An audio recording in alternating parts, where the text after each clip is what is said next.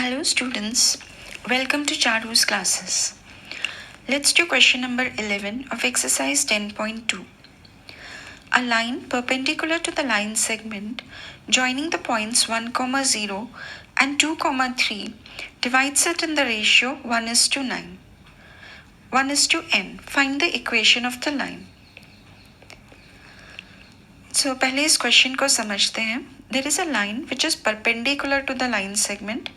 एक लाइन है जो एक दूसरी लाइन के परपेंडिकुलर है, which are joining the points 1, 0 and 2, 3 in the ratio 1:n. We have to find the equation of the line. हमें उस लाइन की इक्वेशन फाइंड आउट करनी है which is perpendicular to this line.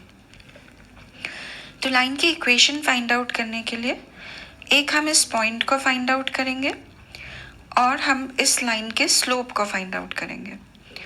तो सबसे पहले हमें रेशियो 1:n गिवन है, तो we are going to use the section formula.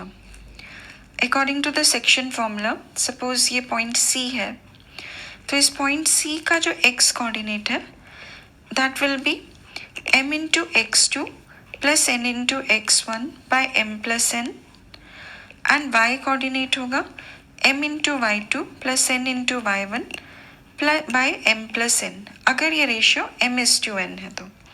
But यहाँ रेशियो क्या है 1:n, तो m की जगह पे यहाँ पे हम 1 और n की जगह n यूज़ करके पॉइंट C के कोऑर्डिनेट्स फाइंड आउट करेंगे. So let's first check the x coordinate. That will be 1 into 2 plus n into 1 by 1 plus n, and y coordinate will be 1 into 3 plus n into 0 whole by 1 plus n. So solving it, x is 2 plus n by 1 plus n and y is equal to 3 by 1 plus n. तो हमारे point C के दोनों coordinates हमें मिल चुके हैं. Point C is equal to 2 plus n by 1 plus n, 3 by 1 plus n. अब हमें point मिल चुका है इस लाइन का एक.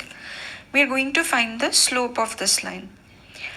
अब इस लाइन को अगर हमें स्लोप फाइंड आउट करना है, we already know कि अगर दो लाइंस परपेंडिकुलर होती हैं तो उनके स्लोप्स का product m1 into m2 is equal to -1. तो what we are going to do is, अगर ये m1 है और ये m2 है इसका स्लोप, तो हम पहले m2 फाइंड आउट कर लेते हैं and then we can find m1. So slope of the line AB, we know slope is y2 minus y1 by x2 minus x1 और हमें ये 2 points given है, तो using that the slope will be 3 minus 0 by 2 minus 1 और that is equal to 3.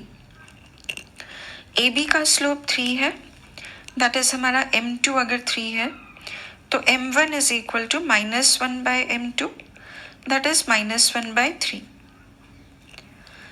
अब हमें एक point भी मिल चुका है और हमें उस लाइन का स्लोप भी मिल चुका है.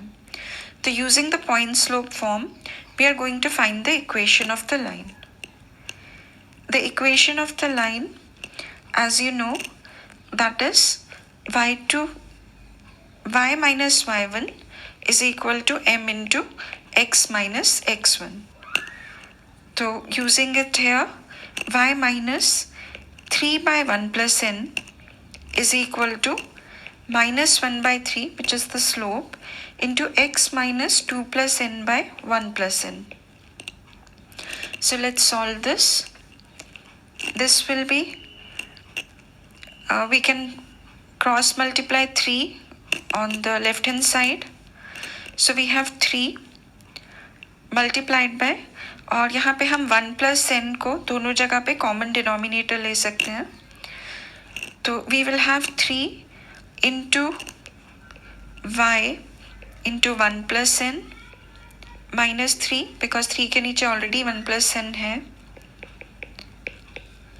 is equal to minus of x into 1 plus n minus 2 plus n whole by 1 plus n.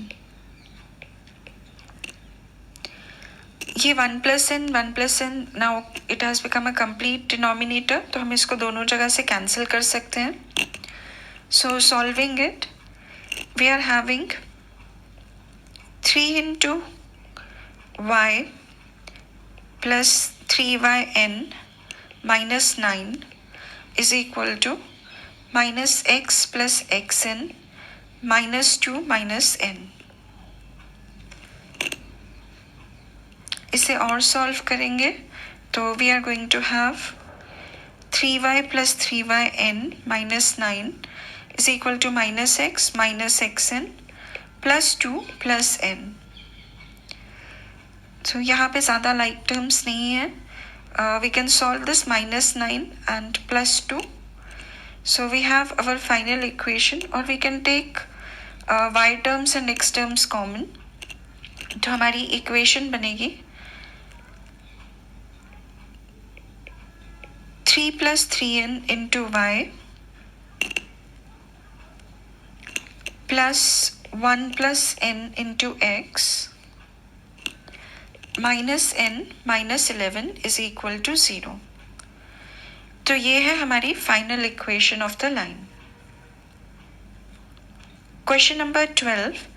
Find the equation of the line that cuts off equal intercepts on the coordinate axis and passes through the point 2, 3.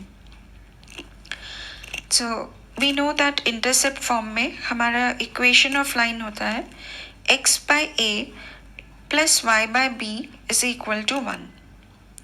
यहाँ पे हमें दिया है कि it cuts off equal intercepts on the coordinate axis, which means a is equal to b is given to us. So using that in the equation, we can write x by a plus y by a की जगह हम b की जगह भी हम a लिख सकते हैं, is equal to 1. और we can say x plus y is equal to a. यहाँ पे given है that this line passes through point 2, 3. So definitely point 2, 3 will satisfy this equation. तो यहाँ पे x की जगह पे we can have 2 and y की जगह पे we can have 3. So 2 plus 3 is equal to a as the line passes through 2, 3. So we are getting the value of a as 5 from here, and now we are going to put it in this equation. So we can write that the equation of the line is x plus y is equal to 5. If you like the video, please like, share and subscribe. Thank you.